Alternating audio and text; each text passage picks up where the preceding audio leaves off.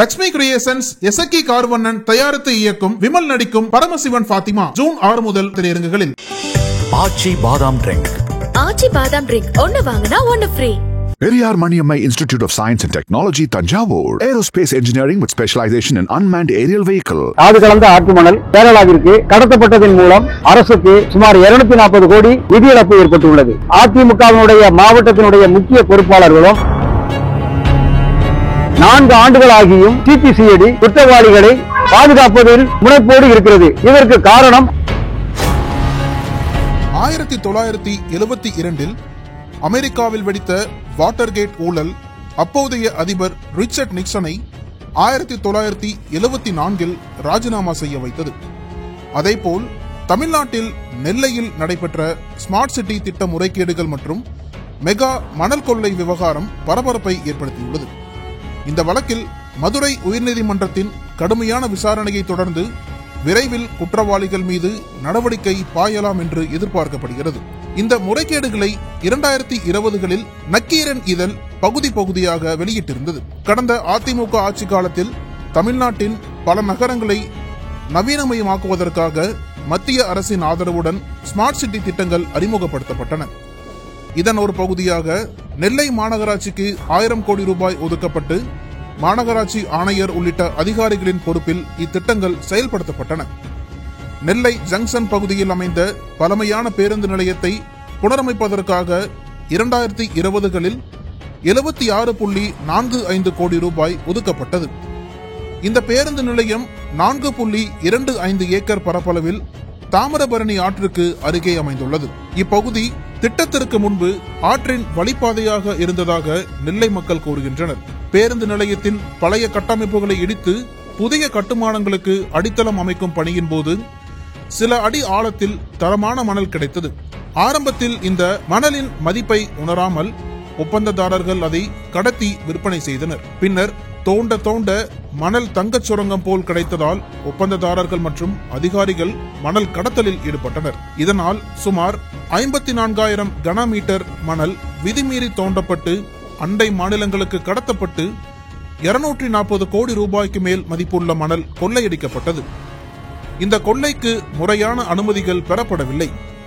சுற்றுச்சூழல் மற்றும் பசுமை அமைப்புகளின் அனுமதி இல்லாமல் மாவட்ட சுரங்கத்துறை, மாநகராட்சி மற்றும் ஸ்மார்ட் சிட்டி திட்ட அதிகாரிகள் உள்ளிட்டோர் விதிகளை மீறி செயல்பட்டனர். இதில் நகராட்சி ஆணையர், மாவட்ட ஆட்சியர், சுங்கத்துறை இணை இயக்குனர், பொதுப்பணித்துறை அதிகாரிகள், ஒப்பந்ததாரர்கள் உள்ளிட்ட 26 அதிகாரிகள் தொடர்புடையவர்களாக கருதப்படுகின்றனர். மேலும் 8.92 கோடி ரூபாய் முறையான ஆவணமின்றி தவறாக பயன்படுத்தப்பட்டதாகவும் குற்றச்சாட்டு உள்ளது. இந்த மணல் கொள்ளையில் அப்போதைய அதிமுக ஆளும் கட்சியின் முக்கிய பிரமுகர்கள், எதிர்க்கட்சி பிரதிநிதிகள் மற்றும் பலர் பங்கு பெற்று பயனடைந்ததாகவும் இதை மறைமுகமாக ஆதரித்ததாகவும் குற்றச்சாட்டுகள் உள்ளன. இந்த முறைகேடுகளை நெல்லையைச் சேர்ந்த சுடலை கண்ணு 2020 மதுரை உயர்நீதிமன்றத்தில் பொதுநல வழக்காக தாக்கல் செய்தார். நீதிமன்ற விசாரணையில் தாமிரபரணி ஆற்று வழிப்பாதையில் தோண்டப்பட்ட மணலில் அரிய தாது மணல்கள் 30% அளவு கலந்திருப்பது கண்டறியப்பட்டது. இந்த தாது மணல்களின் மதிப்பு காரணமாக கடத்தப்பட்ட மணலின் சொத்து மதிப்பு மேலும் பல கோடிகள் உயரலாம் என்று வல்லுநர்கள் அறிக்கை அளித்தனர். இதை தீவிரமாக எடுத்துக்கொண்ட நீதிமன்றம் 26 அதிகாரிகள் மீது வழக்கு பதிவு செய்து 4 மாதங்களுக்குள் விசாரணை முடித்து நடவடிக்கை எடுக்க சிபிசிஐடிக்கு உத்தரவிட்டது. 2021 நீதிபதிகள் கிருபாகரன் மற்றும் புகழேந்தி அமர்வு 4 மாதங்களுக்குள் நடவடிக்கை எடுக்க உத்தரவிட்ட போதிலும் 4 ஆண்டுகள் கடந்தும் சிபிசிஐடி எவ்வித நடவடிக்கையும் எடுக்கவில்லை. தற்போது மீண்டும் விசாரணை தீவிரமடைந்துள்ளது. உயர்நீதிமன்றம் சிபிசிஐடிக்கு 4 வாரங்களுக்குள் அறிக்கை சமர்ப்பிக்க உத்தரவிட்டுள்ளது. மேலும் இவ்வழக்கை சிபிஐ விசாரிக்க வேண்டும் என்று சுடலை கண்ணு கோரியுள்ளார். இதற்கு வாய்ப்பு இருப்பதாகவும் தெரிகிறது. இவ்வழக்கு இறுதிக்கட்டத்தை நெருங்கி வருவதாகவும் 26 அதிகாரிகள் மட்டுமல்லாமல் மறைமுகமாக பயனடைந்த அரசியல் பிரமுகர்கள் மற்றும் தனியார் நபர்கள் மீதும் வழக்கு பதிவு செய்யப்படலாம் என்று கூறப்படுகிறது. 2026 சட்டமன்ற தேர்தலுக்கு முன் இந்த வழக்கில் நடவடிக்கைகள் தீவிரமடையலாம் என்பதால் தொடர்புடைய அதிகாரிகள் மற்றும் அரசியல் புள்ளிகள் அச்சத்தில் உள்ளதாக தெரிகிறது. சுடலைக்கண்ணு முன்னாள் மாநகராட்சி உறுப்பினர் மற்றும் சமூக ஆர்வலர், திருநெல்வேலி மாநகராட்சிக்கு உட்பட்ட திருநெல்வேலி சந்திப்பு பெரியார் பேருந்து நிலையம் மறுகட்டமைப்பு என்ற பெயரில் 2018ஆம் ஆண்டு நவம்பர் மாதம் 20ஆம் தேதி மறுகட்டமைப்பு என்ற பெயரில் கட்டுமானத்திற்காக தோன்றுகின்ற பொழுது சுமார் 54,000 கனமீட்டர் ஆற்று மணல், தாது கலந்த ஆற்று மணல் கனிம சட்ட விதிக்கு புறம்பாக அண்டை மாநிலமான கேரளாவிற்கு கடத்தப்பட்டதன் மூலம் அரசுக்கு சுமார் 240 கோடி நிதி இழப்பு ஏற்பட்டுள்ளது. மேற்படி தாது மணல் கடத்துகின்ற பொழுது திருநெல்வேலி மாவட்ட ஆட்சியர் இந்த கனிமத்துறையினுடைய மாவட்ட தலைவராக இருக்கிறார். கனிமத்துறையினுடைய உதவி இயக்குனர் திருமதி சபியா அவர்கள், பொதுப்பணித்துறையினுடைய செயற்பொறியாளர், திருநெல்வேலி மாநகராட்சி ஆணையாளராக இருந்த திரு நாராயண நாயர், உதவி ஆணையாளர் திருமதி சுப்புலட்சுமி, உதவி செயற்பொறியாளர் திருமதி சாந்தி, இளநிலை பொறியாளர் திரு விவேகானந்தன் போன்றோர்கள் முதல் கட்டமாக 60% தாது மணலை அண்டை மாநிலமான கேரளாவிற்கு அப்போதைய அதிமுகவினுடைய மாவட்டத்தினுடைய முக்கிய பொறுப்பாளர்களும் மாவட்ட செயலாளர் திரு எச்.ஐ. கணேசராஜா அவர்கள் துணையோடு இரவோடாக 4 மாதங்கள் இருந்து சுமார் ஓராண்டு காலம் தொடர்ந்து மணல் கடத்தப்பட்டுள்ள நிலையில் மாவட்ட ஆட்சியர் பாராமுகமாக இருந்து கொண்டு அரசியல்வாதியினுடைய தவறுக்கு 100% துணை போயுள்ளார். இந்த தவறு என்பது திட்டமிட்டு அவர் செய்த தவறு. ஏன் என்று சொன்னால் 2016ஆம் ஆண்டு தனியார் புவியியல் மூலம் இந்த இடத்தை தலாய்வு செய்கின்ற பொழுது இதில் தாது மணல் இருப்பதாக தனியார் ஜியோடெக் என்ற ஒரு நிறுவனம் தன்னுடைய ஆய்வறிக்கையில் உறுதி செய்யப்பட்டுள்ளது. ஆகவே தாது மணல் இருப்பதாக வெளியே தெரிந்தால் இதற்கு பல்வேறு துறைகளில் தடையில்லா சான்று பெற முடியாது. ஏன் என்று சொன்னால் இந்த தாது மணல் என்பது ஒரு தடை செய்யப்பட்ட ஒரு பொருளாகும். கார்னேட், இருமுனேட், நேனோசைட் போன்ற பல்வேறு 10க்கும் மேற்பட்ட தாது மணல்கள் என்பது உலக சந்தையில் விலை மதிக்க முடியாத ஒரு பொருள், ஒரு கனிமம். இதை மத்திய அரசினுடைய கனிம அணுசக்தி துறையினுடைய அனுமதி பெற்றுத்தான் இதை வெளியேற்ற முடியும். அப்படி இருக்கும் பட்சத்தில் அன்றைய தமிழ்நாட்டினுடைய கனிமத்துறை ஆணையரும் தற்போதைய தமிழ்நாடு முதலமைச்சர் தலைமைச் செயலாளருமான திரு முருகானந்தம் இதற்கு தொடர்பு உண்டு. திரு முருகானந்தம் தான் அன்றைய கனிமத்துறையினுடைய ஆணையராக இருந்தார். அன்றைய மாவட்ட ஆட்சியராக இருந்த திருமதி ஷில்பா பிரகாஷ் சதீஷ் என்பவரும், உதவி இயக்குனர் திருமதி சபியா என்பவரும் பல்வேறு தடவை நான் புகார் கொடுத்தும் நடவடிக்கை எடுக்காததால் நான் சென்னை உயர்நீதிமன்றத்தில் பொதுநல வழக்கு தொடுத்தேன். அந்த பொதுநல வழக்கு தொடுக்கின்ற பொழுது சென்னை உயர்நீதிமன்றம் புவியியல் வல்லுநரை அடங்கிய அட்வொகேட் கமிஷனரை நியமனம் செய்தார்கள்.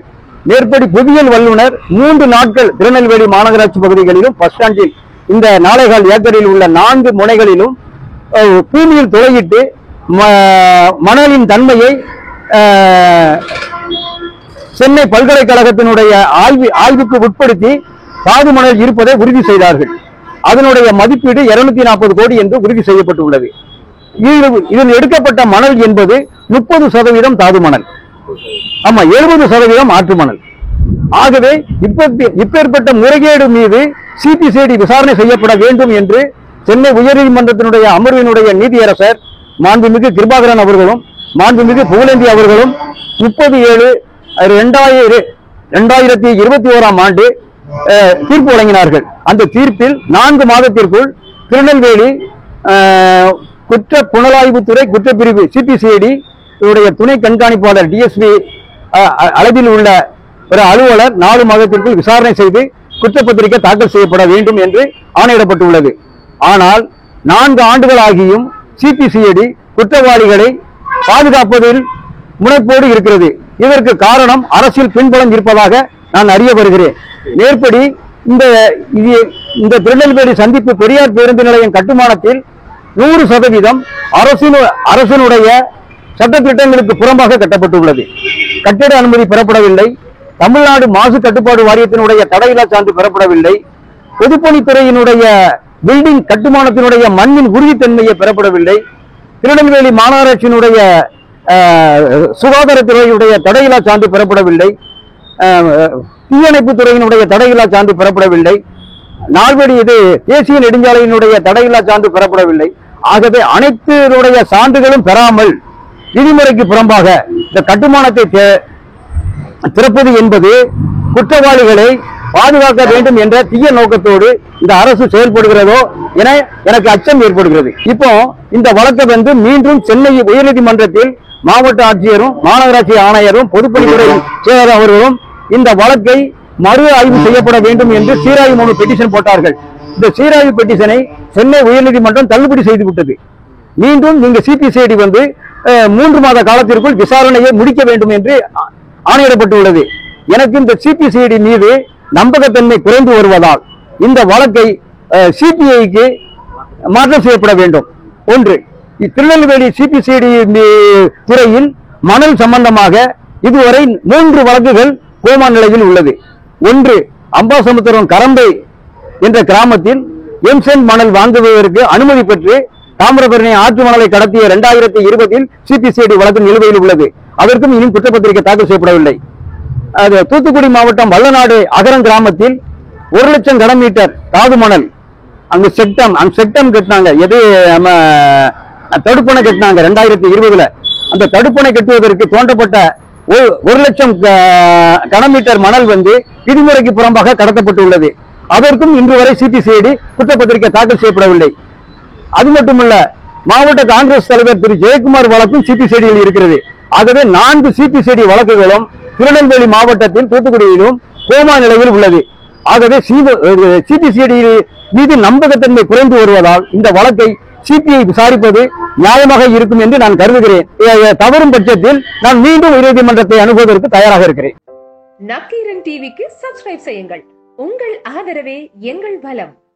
ஆசிரியர்களுக்கு நண்பனாகவும் மாணவர்களுக்கு ஆசானாகவும் திகழும் தேர்வு வழிகாட்டி. ஒவ்வொரு பாடத்திற்கும் அனுபவமிக்க ஆசிரியர்களின் துல்லியமான தெளிவான விடைகள். CNC இருக்கு, தேர்வு பயம் எதற்கு? இது தீரன் பப்ளிஷிங் ஹவுஸ் விற்பனை வெளியீடு.